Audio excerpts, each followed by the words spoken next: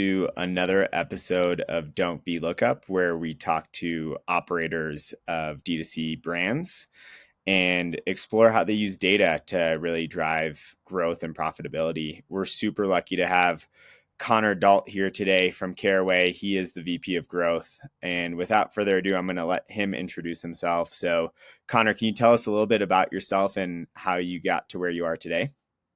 Yeah, it's good to see you guys. Happy Friday. Good to chat again.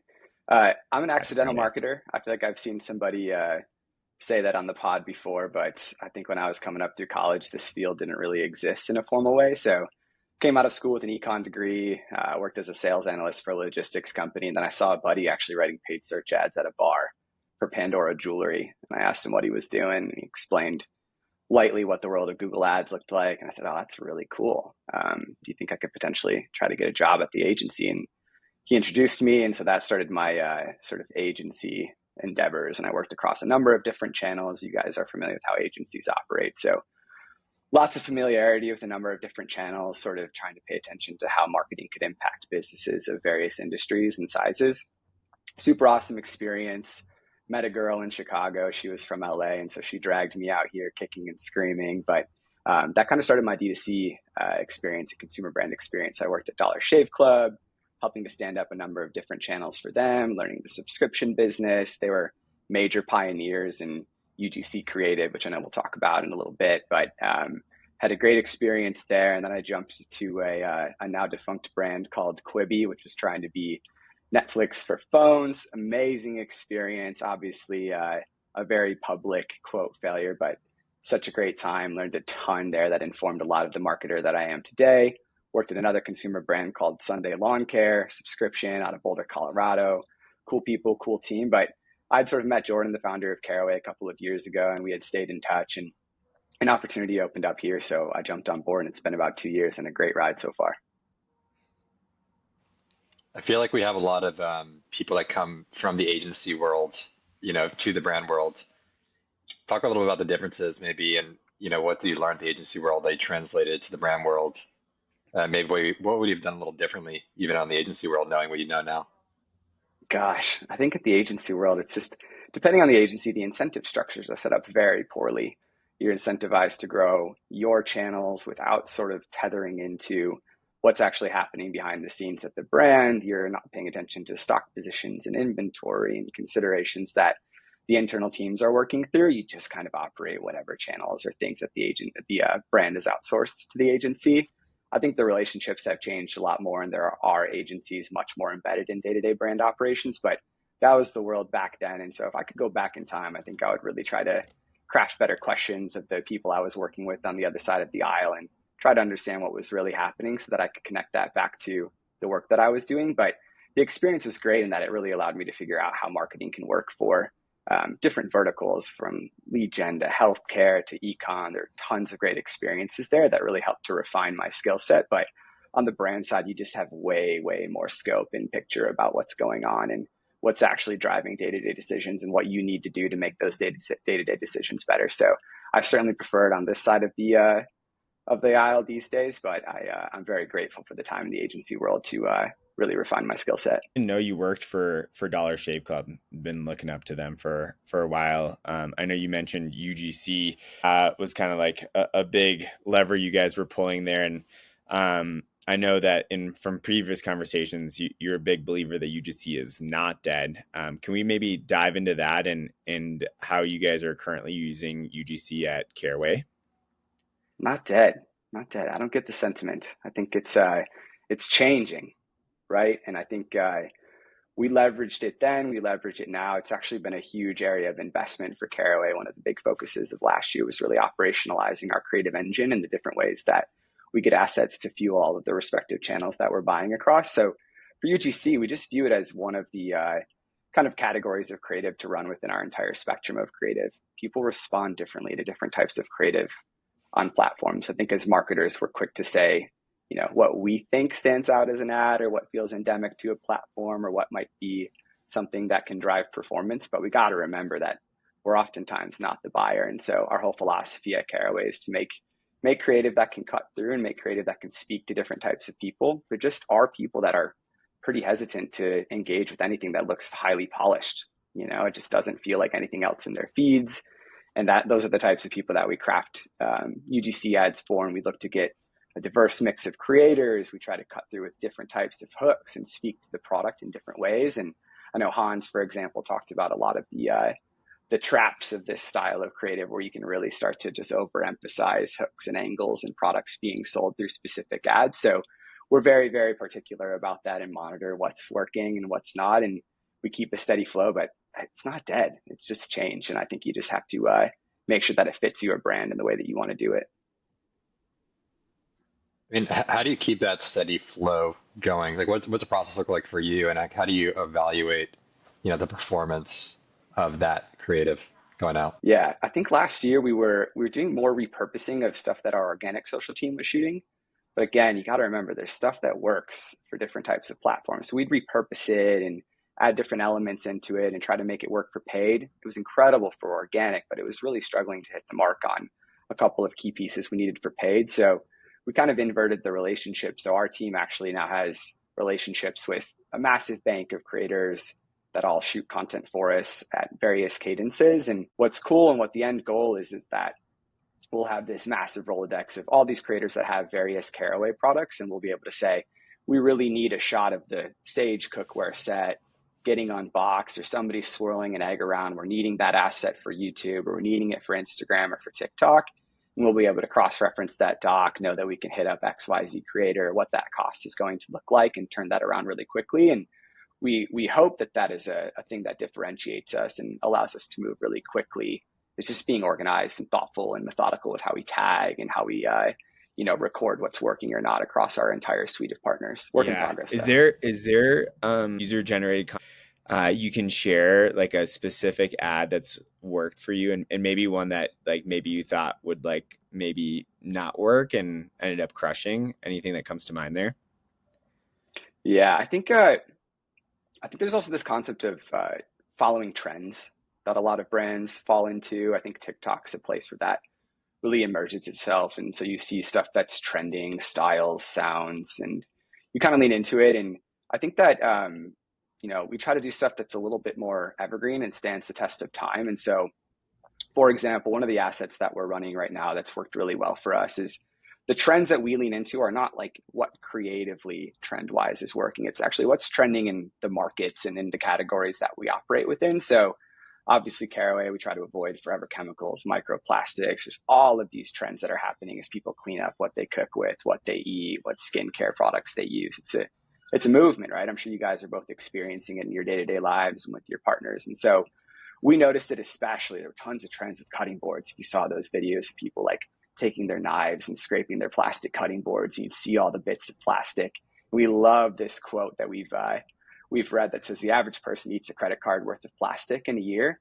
That's disgusting. That's awful. I can't believe that's Holy the shit. world that we live in. And babies are being born with the presence of microplastics in their bloodstream. It's just wild what we've allowed the world to come to. And so that's the type of trend that we pay attention to. And then how we execute on that creatively is we go script those things out to creators, and we use some of those stats as hooks, and we say, hey, show a plastic cutting board or some product that you used in your kitchen previously, talk about how you discovered that it's actually terrible for you, and then show what the alternative is. And of course, it's a bit self-serving because that alternative is Caraway, but we don't feel like it's that disingenuous, because we do feel like we're helping people by replacing all of these things that are subtly starting to make their quality of life worse. So that's an example. One of those ads is performing well for us. We think that's a trend we can keep leaning into. And that's how we focus on UGC creation, as opposed to, leaning into whatever viral Texas Hold'em thing is happening on TikTok at any given time. And I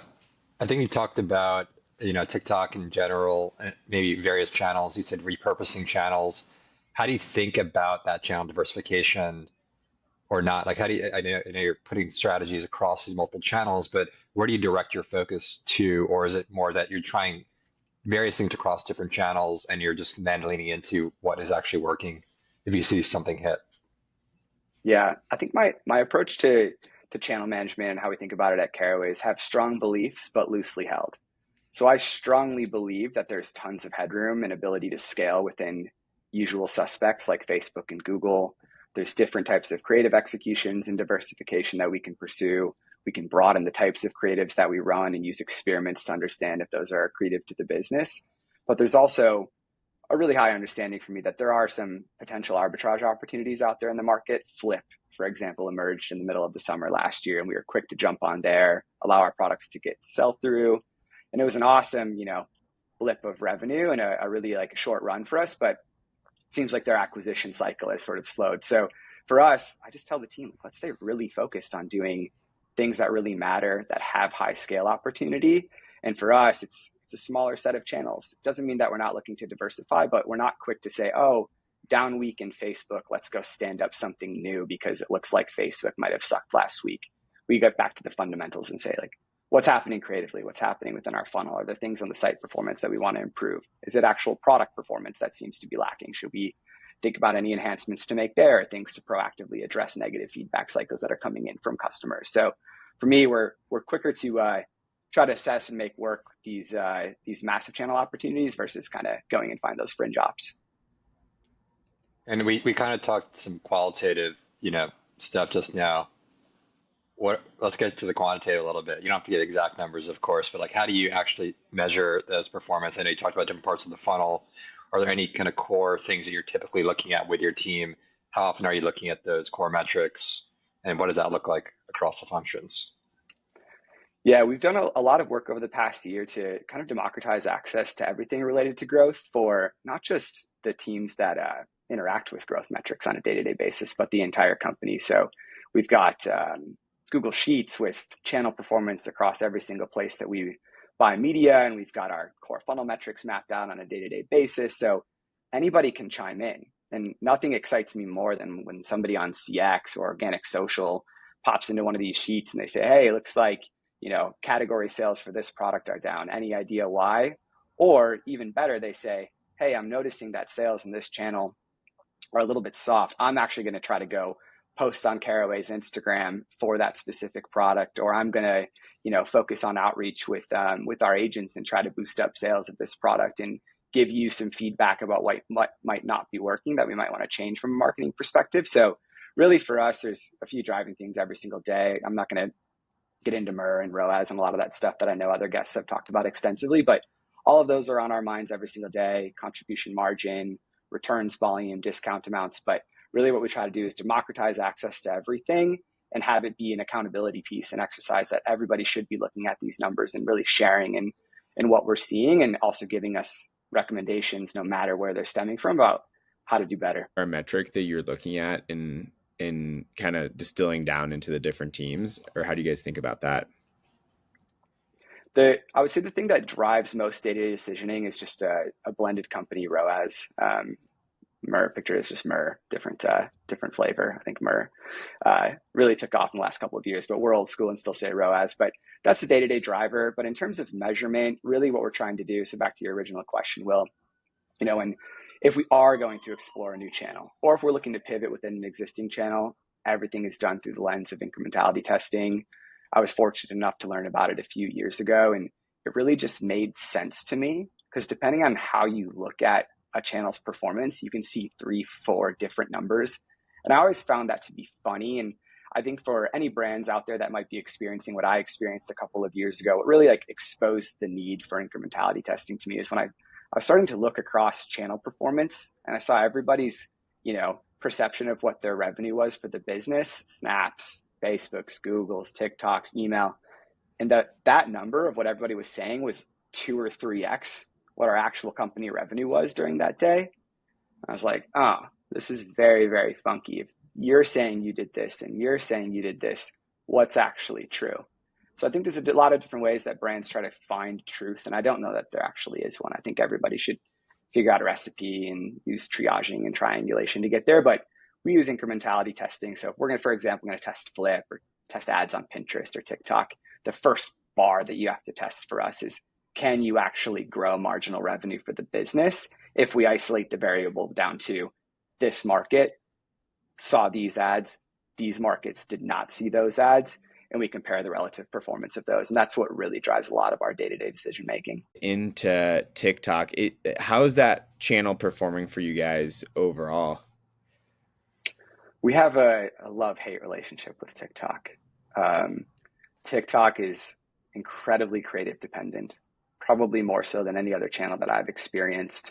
Uh, it is a very, very hungry channel for creative, which we have noticed. The other thing that we're trying to figure out as a brand is what channels belong in our mix and when. So, we have a few key kind of promotional moments throughout the year, product launches happening throughout the year. And I think what we try to understand is that the mix of channels is not going to be the exact same across each of those moments. So for example, one of the things that we found through incrementality testing is that TikTok actually works a lot better amidst a promotional moment. That might be because of pricing sensitivity with that audience. It skews a little bit younger, but we're finding that TikTok works a lot better when there's an offer to be had, and we're not an evergreen offer type company. And so that's been a really unique part of TikTok. But we can spend 5 to 8K a day on TikTok pretty seamlessly, and we'll see that the incremental effects of that channel are great. When we start to scale beyond that, we try to scale up, kind of stress tests and see if we can push the bounds. We do start to see some breakdown effect and diminishing returns get hit, but it's forever going to be in our mix, at least at this point in time. But really, creative makes or breaks what's happening on a weekly basis there. And I know you've kind of talked about incrementality and even on TikTok, because I know we talked about in the past, like the GeoLift tool on Meta, that's an incrementality tool. Can you Yep. even go through like an example of maybe using TikTok of how you'd even go about running that incrementality test? What does that look like? How do you set it up? What time frame are you using to evaluate that as well? Most of the major digital platforms do offer their own homegrown uh, kind of holdout testing uh, tools that brands can leverage depending on your size. What we've actually found is that those methodologies are all different. And so it's hard to run an experiment inside of Google and an experiment inside of Facebook and TikTok and then view those through some sort of parity. And so we've actually used a third party tool. It's called House, and that's how we've been deploying all of our experiments for incrementality. And that actually gives us confidence that the methodology is the exact same no matter the channel that we're testing. And so when I get an iROAS calculation or an ICAC calculation back from House for TikTok, I know that I can actually look at it and compare it to Facebook. Or I can compare it to Google versus before you kind of always had this little bit of, pinch of salt that made you think that there might be some nuance to how to interpret these. But that's how we've set up all of these. Really, any channel that gives you the ability to uh, isolate markets or to apply exclusions for geos. That's what a tool like House provides. There are others in the market. That's just the one that we've decided to partner with. But that's what's been a very big unlock for us. So now we're testing not just does this channel belong, it's at what scale does this channel belong? What strategy within that channel is best for incrementing revenue and incrementing margin? Does YouTube work best with PMAX? Should I consider those to be moving in tandem? All of those things are different types of experiments that we have road mapped out that we're excited to get answers for or already have. And does that time frame change in your testing in general? Like how long does it take you to get signal? And I know we talked in previous, with Hans and Brewmate about, the buying cycle and how the buying cycle can be quite long for some customers. So how do you consider that buying cycle when you're actually doing your testing? Yeah, for Caraway, we're a larger AOV than Brewmate, and so I think there's a little bit more consideration that goes into a $400 purchase. And so it's a really good question. Will we set up our testing timelines within the House platform, and there's two considerations there. A, you have to power an experiment. So you either have to spend enough or see enough action take place over a set period of time, or use your holdout size to make sure that you can actually get a statistically significant read. But the piece that you're talking about is actually arguably just as important, right? We want to make sure that the test runs for long enough so that the exposure to an ad can happen and the actual time that's needed to pass for that person to go do all of the research, get approval from wifey to place this purchase can actually occur so that we can, see that recorded action and make a pretty good decision off of it. So most of our experiments land in the 3 to 4 week mark, but here's an example. We're about to run a big experiment across YouTube. We're going to, get hacky and try to get YouTube ads serving across connected TV devices as our, poor man's way of getting on TV without buying linear. And that we know that channel might take a little bit more time for that action to pay off, right? Imagine you're in your gym or you're watching music videos with friends and you see a Caraway ad up there. It's not like you're ready to pull the trigger like you might on an Instagram ad or a TikTok that has a swipe up or a click component. So we're going to extend that test a little bit and give it more time so that those actions can start to come through and we can really observe the effects of that channel through a more appropriate time horizon. It's a really good call, and we're still trying to figure that out exactly, but it's definitely on our minds. Yeah, I actually I would love to understand at some point maybe the YouTube, findings, because I've actually seen more anecdotally across clients that I've worked with, YouTube is probably one of the most underinvested channels from a return standpoint. And so I do think it has a lot of the elements of the creative. It has the YouTube, has the video component to it and the shareability. So I'm actually really curious what those results end up coming around to. And again, you don't have to give specific numbers, but just want to see like good, bad, ugly do you get from that? Yeah. I mean, what sparked this whole experiment was our YouTube test from House just came back 2 days ago and was great. And to me, I'm like, oh my gosh, that's back to my point about headroom. YouTube is such a massive scale channel. So many people watch YouTube across the US on a daily, at least monthly basis. And so for us, I'm thinking to myself, how do I scale into YouTube and punch that channel up to even be a much higher percent of Meta's daily spend before I consider going and buying XYZ random channel and vendor that's popped up over the last year. You mentioned kind of getting the approval from like the wife or husband or significant other. Do you guys find that your products are gifted a lot, and how does that kind of affect your go-to-market, especially when you're thinking about like top of funnel like YouTube? Yeah, no, it's a really good call, and we do have creative that speaks specifically to gifting. We find a lot of our purchases happen around milestones, right? So getting married, buying a new house, having a baby. And so a lot of our creative strategy does try to tether into those milestone moments. In terms of the go-to-market, it's a lot of creative crafting. We do have custom landing pages that we'll make to kind of speak to like the registry experience and, congrats on this big moment happening in your life, buy some Caraway.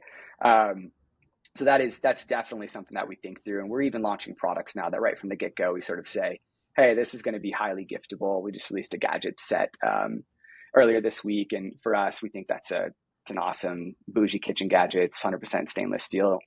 Maybe not everybody wants to buy that for themselves, but might make a hell of a gift for the mother-in-law. Share that maybe Will needs some Caraway in his life with a big life event coming up.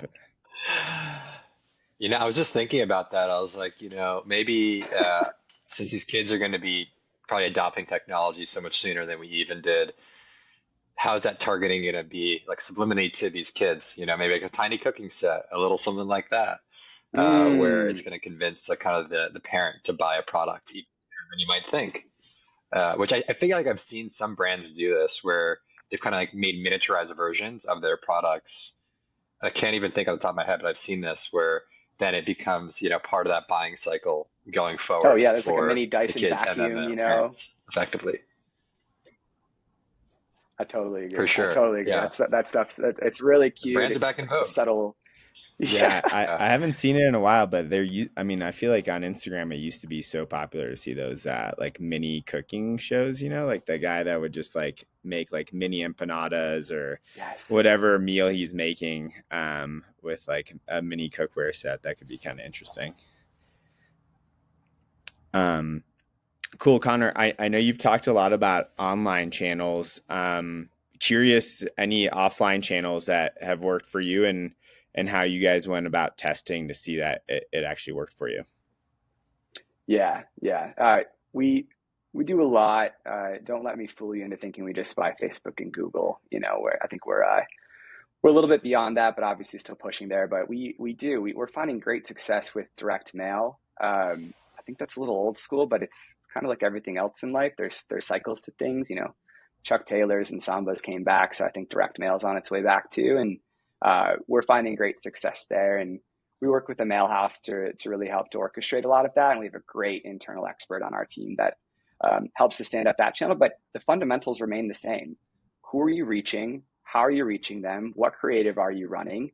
Make it thoughtful, make it direct, give a way to respond. And I think that by applying those same principles across all of our channels and being very methodical with how we measure, we've been able to find great scale there. And also picture we're finding great ways to partner on a mail perspective. So think of, meal kits and other things where we might have great synergies with that buying audience. We're looking to link up with those types of companies and do exchanges, insert collateral. And that's been a really good unlock for us. And So I think direct mail, we want to continue to scale. We're finding awesome success on podcast as well. And that's where it's a little interesting for us because we've got that sort of non-toxic, healthy living component. So the stuff that works for us is people that speak to that. And that's the audience that's interested in how do I clean up my daily habits as opposed to foodie type things, which is a very interesting thing for a cookware brand, but we're learning. And do you consider these like even like direct mail an acquisition channel or retargeting, or like pure acquisition where you're going first time buyers, or are you retargeting people that have intent? And also, how do you just even think about lifetime value given you have a high AOV product? What does that mix typically look like for you? And maybe it does change based on the occasions or seasons. Yeah, from a lifetime value perspective, we we cut it through a number of different ways. What product did you buy? When did you buy it? Did you use a discount code? All of those things we've found to have high correlation with eventual lifetime value. When it comes to things like direct mail, it kind of gets into a little bit of like an attribution challenge for how do you actually say that somebody came from direct mail. There's matchbacks, there's code usage, there's survey responses. So again, that's back to people should really find what works for them and then eventually stumble their way into incrementality testing is my main piece of advice. But for direct mail, I think we find that it works and it does offer high lifetime value and it brings in quality consumers to Caraway. I think there's something magical about tangibility, especially for a product like ours.